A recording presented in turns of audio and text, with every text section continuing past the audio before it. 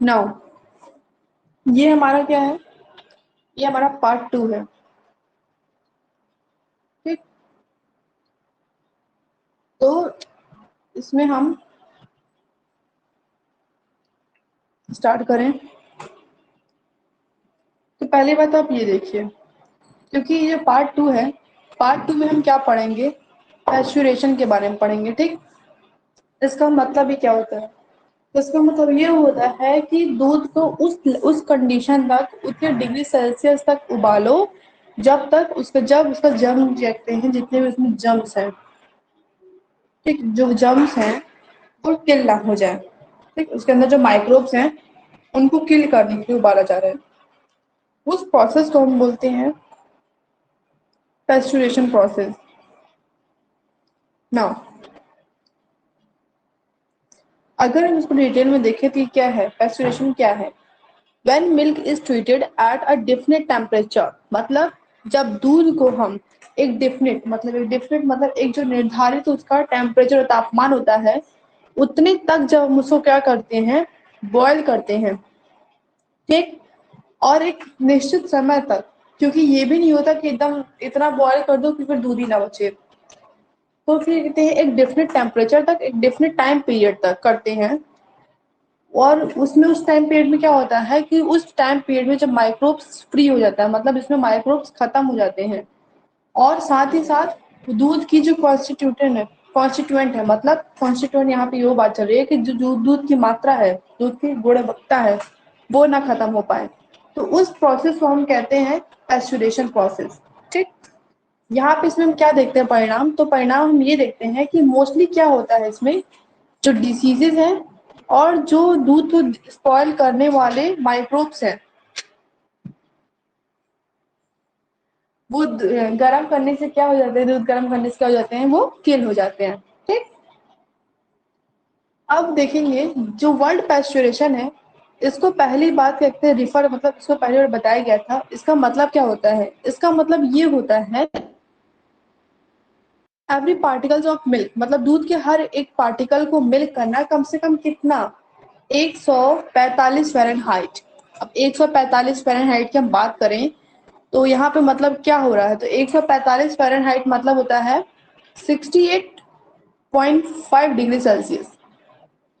ठीक, 145 फ़ारेनहाइट ये होता है, तो उतने टाइम तक दूध को गर्म करना, और साथ ही साथ क्या करना कि एक टेम्परेचर, एक उसका टाइम पीरियड देखना। ठीक है, जो कंटिन्यूअस एट और अबव टेम्परेचर एटलीस्ट 30 मिनट्स, कम से कम 30 मिनट के लिए। और बेसिकली ये तो ठीक हुआ, तो इस हिसाब से अगर हम देखें कि हम क्या कहते हैं 30 मिनट के लिए दूध को 145 डिग्री सेल्सियस फ़ारेनहाइट पे क्या करते हैं, उसको गर्म करते हैं, मतलब 68.5 डिग्री सेल्सियस पे उसको हीट करते हैं। तो इससे कंपेयर में अगर हम देखें तो 15 सेकेंड में हम दूध को कितने टेम्परेचर पे हीट कर रहे हैं, तो मात्र आधा 15 सेकेंड का देखें तो 15 सेकेंड में हम दूध को 72 डिग्री सेल्सियस पे हम क्या करते हैं, हीट करते हैं। तो उस इतने टाइम पीरियड तक क्या हो जाता है, इतने टाइम पीरियड तक हम देखते हैं कि जो दूध में माइक्रोब्स हैं, या फिर वो माइक्रोब्स, वो क्या कहते हैं, बैक्टीरियाज, जो कि दूध को स्पॉइल होने में हेल्प करती हैं, उन वो किल हो जाती हैं। ठीक है, वो डिग्रेड हो जाती है पूरी तरह से। और फिर और चीज़ क्या है, और हम देखते हैं इसमें जो प्रोसेस है पैस्चुरेशन का, ये एक ऐसा मेथड है जिसमें पार्शियली स्टेरिलाइजेशन। अब पार्शियली स्टेरिलाइजेशन मतलब क्या होता है, तो स्टेरिलाइजेशन मतलब जो होता है, इसका मतलब होता है कि पूरी तरह से 100%, यहाँ बात चलती है 100% किलिंग की। अगर कोई भी चीज़ 100% स्टेलाइज हो जाएगा तो इसका मतलब ये है कि उसमें पूरे harmful as well as useful दोनों तरह के माइक्रोब्स और मिनरल्स एंड हो जाएंगे। इसलिए हम पूरे 100% पे नहीं रखते हैं। ठीक, उसको पार्शली मतलब आधा करते हैं, उतना ही उबालते हैं दूध को जितना कि वो हार्मफुल माइक्रोब्स को खत्म कर सके। यूजफुल माइक्रोब हमको नहीं मारना है दूध का। ठीक, फिर हम और बात करें तो इसको सबसे पहले कहते हैं जो लुईस पास्चर जी थे, लुईस पास्चर सब जानते हैं, तो लुईस पास्चर जी ने इसको बताया था, इंट्रोड्यूस किया था वाइन और बियर इंडस्ट्री में। ठीक, क्योंकि हमको पता ही है कि जो लुईस पास्चर जी हैं फादर ऑफ माइक्रोबायोलॉजी हैं। चलो, उसके बाद The time and temperature change from pasteurization are those needed to destroy the most heat resistant non-spore forming pathogen found in the milk। कहने का ये मतलब है कि वो समय और वो तापमान जो पेस्चुरेशन के टाइम पीरियड में यूज होता है, तो वो बेसिकली क्या करता है कि जितने भी उसमें नॉन स्पोर फॉर्मिंग पैथोजन होते हैं, नॉन स्पोर फॉर्मिंग पैथोजन मतलब वो पैथोजन की बात चल रही है जो स्पोर प्रोड्यूस नहीं कर सकते हैं, ठीक है। तो वो क्या होते हैं, बेसिकली वो पूरी तरह से डिस्ट्रॉय हो जाते हैं, जो दूध में पाए जाते हैं वो पैथोजेंस डिस्ट्रॉय हो जाते हैं। और जो अदर बैक्टीरियाज हैं वो सभी किल हो जाते हैं, लगभग 99%। मतलब 99% क्या होता है कि बाकी जो बैक्टीरियाज हैं वो भी किल हो जाते हैं। The non pathogenic bacteria are destroyed. Non pathogenic bacteria मतलब अब वो बैक्टीरिया जो है जो कि हार्मफुल नहीं है वो भी डिस्ट्रॉय हो जाती है, क्योंकि बैक्टीरिया देखो कुछ बैक्टीरिया उसके बाद बचती हैं, क्योंकि 99% डिस्ट्रॉय हो रही है तो इसका मतलब 1% तो बचा है ना अभी, इसलिए 1% जो होती है वो लेफ्ट हो जाती है, ठीक। क्योंकि अगर हम 100% कर लेंगे तो बेसिकली जो उसमें मेन चीज है उसका दूध का वो भी खत्म हो जाएगा। Yeast, mold, gram-negative bacteria and most of the gram-positive bacteria are killed। कहने का ये मतलब है कि जितने भी ईस्ट होते हैं, मोल्ड्स होते हैं, मोल्ड्स क्या होते हैं, मोल्ड्स बेसिकली जो होते हैं आपके फंगस होते हैं, ठीक। तो ये सब फंगी ही है, ईस्ट हो गया, मोल्ड्स हो गया। साथ ही साथ ग्राम पॉजिटिव और ज्यादा से ज्यादा ग्राम नेगेटिव बैक्टीरिया, ये सब क्या हो जाते हैं, किल हो जाते हैं। कब? जब ये पैस्चुरेशन का प्रोसेस चलता है मिल्क में।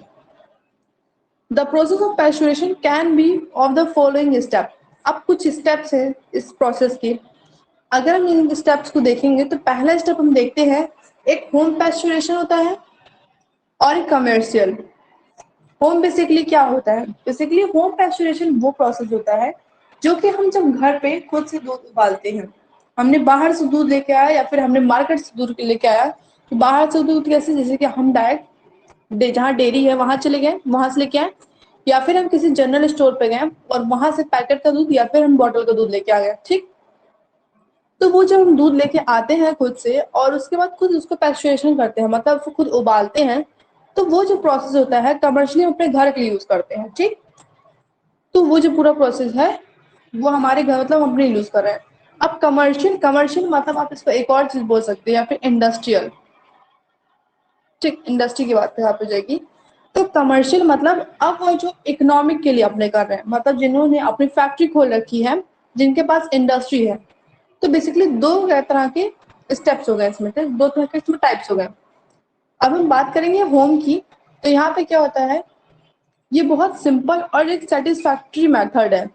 जैसे कि सेटिस्फैक्ट्री मेथड कैसे हुआ, फॉर एग्जांपल अगर जब तक हम दूध नहीं उबालते ना हमें सेटिस्फैक्शन नहीं मिलता है कि क्या पता इसमें जो इसमें जर्म्स हो किल हो चुके हो ना हो चुके हो। भले क्या कहते हैं, अगर कंपनी बॉटल हमको दे रही है, उबाल के दे रही है दूध, ठीक है, फाइन, वो अपनी तरफ से ठीक कर रही है, लेकिन उसको हम खुद भी उबालते हैं अपने सेटिस्फैक्शन के लिए, बिकॉज वी नो दैट कि इसमें कहीं ना कहीं माइक्रोब्स प्रेजेंट होंगे।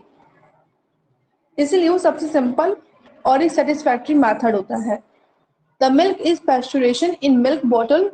देखो, जब क्या कहते हैं आप मिल्क की बॉटल लेके, दूध का बॉटल जब लेके आते हो और या फिर कहते हैं तो उसमें जो दूध का बॉटल में जो दूध होता है ना वो 145 फ़ारेनहाइट पे मतलब 68.5 डिग्री सेल्सियस पे 30 मिनट के लिए उबला हुआ दूध हमको मिलता है, लेकिन हम उसको खुद से भी उबालते हैं, फाइन। अब हम बात करें कमर्शियली पैस्चुरेशन की, तो कमर्शियली मतलब ये जो होता है ये दो तरह का होता है। पहला होता है एच, दूसरा होता है HTST, मतलब LTH। एल मतलब लो टेम्परेचर होल्डिंग मेथड, पहला ये हो गया। फिर HTST मतलब होता है high temperature short time method. अब लो टेम्परेचर होल्डिंग मेथड मतलब हमने क्या कहते हैं, टेम्परेचर ठीक किया, टेम्परेचर लो किया है। कई बार ना कि हम क्या करते हैं अपना दूध, अगर नॉर्मली आप घर पे देखो तो हम लोग क्या करते हैं, दूध को एकदम धीमे कर, मतलब दूध का जो फ्लेम होता है, जो गैस का फ्लेम होता है उसको धीमे कर देते हैं, और गैस का फ्लेम धीमे करके अपना बाकी जो एक्स्ट्रा वर्क होता है उसको कर लेते हैं।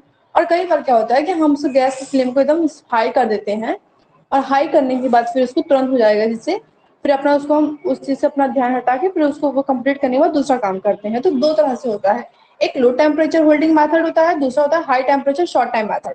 ठीक, अगर हम इस पर स्टडी करें लो टेम्परेचर होल्डिंग मेथड पे, तो हम यहाँ पे क्या देखते हैं, इसमें जो दूध है लगभग 145 फ़ारेनहाइट पे मतलब 68.2 डिग्री सेल्सियस पे उबलता है ये फॉर 30 मिनट्स, 30 मिनट के लिए। It has been founded that, इसमें हमको ये मिलता है कि जो LTH है, लो टेम्परेचर होल्डिंग मेथड है, वो बहुत ज्यादा एफिशिएंट मेथड है एज इट डिस्ट्रॉयड। क्यों इसलिए है, क्योंकि क्या होता है कि वो धीरे धीरे आपके एक एक पार्टिकल्स, दूध के जितने भी एक एक पार्टिकल्स लो टेम्परेचर में क्या होता है कि उनको धीरे धीरे किल करते करते वो ऊपर जाता है। ठीक, इसलिए बहुत ज्यादा एफिशिएंट मतलब बहुत ही ज्यादा सही मेथड होता है। A large percentage of bacteria, वो क्या करता है, एक बड़ी मात्रा में जो बैक्टीरियाज होते हैं उनको किल कर देता है लो टेम्परेचर पे। और वही अगर हम हाई टेम्परेचर देखते हैं, high temperature short time method देखते हैं, तो इसमें क्या होता है कि जो दूध होता है वो 161 फ़ारेनहाइट पे मतलब 72 डिग्री सेल्सियस की बात 72 डिग्री सेल्सियस पे उबलता है दूध 15 से 30 second for 13 to 15 to 30 second पे। The heat is done by electricity, ये जो हीट होता है ये इलेक्ट्रिसिटी से होता है। अब क्या करते हैं बेसिकली, वो कैसे करते हैं, तो बेसिकली वो क्या करते हैं, जैसे कि एक बड़ा सा टैंक होता है, ठीक, और फिर इलेक्ट्रिक को जो यहाँ पे रॉड होता है ऐसे ऐसे लगा हुआ होता है। अब ये पूरा जो है दूध भरा हुआ होता है और ये जो इलेक्ट्रिक वो ऑन कर देते हैं, स्विच जब ऑन करते हैं तो ये जो वायर होता है, जैसे कि अब ये वायर की अगर हम बात सॉरी स्टील का होता है बेसिकली, अगर आप याद करो तो गीजर, गीजर का नाम सब जानते हैं ना। तो जब ठंडी के समय आप गीजर को यूज करते हैं पानी गर्म करने के लिए, याद होगा आपको, तो सेम उसी तरह ये क्या करते हैं, दूध गर्म करने के लिए ये गीजर टाइप का होता है, लेकिन ये क्या होता है कि काफी बड़ा होता है। तो जिस तरह से गीजर इलेक्ट्रिसिटी से चलता है तो सेम ये भी इलेक्ट्रिसिटी से चलता है। तो गीजर पानी गर्म करता है और ये क्या करेगा, दूध को गर्म करने का काम करेगा। ठीक, तो इससे क्या होता है कि ये एक हाई टेम्परेचर पे मतलब 72 डिग्री सेल्सियस पे दूध गर्म कर देता है। और हम जो घर पे मतलब करते हैं जो एक शॉर्ट टेम्परेचर या फिर हम इंडस्ट्री में भी कभी कभी होता है, बेसिकली इंडस्ट्री में हाई टेम्परेचर यूज होता है। तो जो घर पे होता है बेसिकली वो क्या होता है 68.2 डिग्री सेल्सियस पे चलता है। ठीक, और हम देखें तो अब इसमें क्या है कि types of microbes in milk. अब माइक्रोब्स का टाइप मतलब कितने तरह के माइक्रोब्स दूध में प्रेजेंट होते हैं। तो बेसिकली ये जो टॉपिक है इसको तो हम बाद में पढ़ेंगे क्योंकि इसमें काफी ज्यादा लॉन्ग है ये टॉपिक। तो बेसिकली हम इसका बस देख लेते हैं कि कितने टाइप्स के होते हैं, कितनी कैटेगरी में डिवाइड है। तो हम देखते हैं कि जो दूध है मेनली वो तीन कैटेगरी में डिवाइड है। पहला है बायोकेमिकल, दूसरा है टेम्परेचर कैरेक्टरिस्टिक और तीसरा है पैथोजेनिक टाइप। अब बायोकेमिकल क्या है, टेम्परेचर कैरेक्टरिस्टिक क्या है और पैथोजेनिक क्या है। बायोकेमिकल वो प्रोसेस होता है जहां पे biologically as well as chemically दूध में जो क्या कहते हैं माइक्रोब्स होते हैं या फिर जो इंजाइम्स होते हैं, फिर ऑर्गेनिक इनऑर्गेनिक मैटर्स होते हैं, उनको हम यूज करते हैं। टेम्परेचर कैरेक्टरिस्टिक की यहाँ क्या बात कर रहे हैं कि कुछ ऐसे माइक्रोब्स होते हैं जैसे कि हमने जो पढ़ा था कि जो थर्मो माइक्रोब्स होते हैं, तो वो कुछ ऐसे होते हैं माइक्रोब्स जो कि हाई टेम्परेचर में लीव करते हैं मतलब हाई टेम्परेचर में भी सर्वाइव करते हैं, वो दूध में भी आपके पाए जाते हैं। और कुछ ऐसे जो होते हैं वो कोल्ड में रहता है, कुछ नॉर्मल होते हैं, तो वो टेम्परेचर कैरेक्टरिस्टिक रहेगा। बात करें हम पैथोजेनिक की, तो पैथोजेनिक मतलब यहाँ पे कुछ होते हैं जैसे कि कुछ हार्मफुल है तो कुछ यूजफुल आएंगे। ठीक, तो बेसिकली ये कुछ है इसका मतलब, एक तो हमने पॉइंट भी दे दिया और इसकी स्टडी हम नेक्स्ट डे करेंगे। नेक्स्ट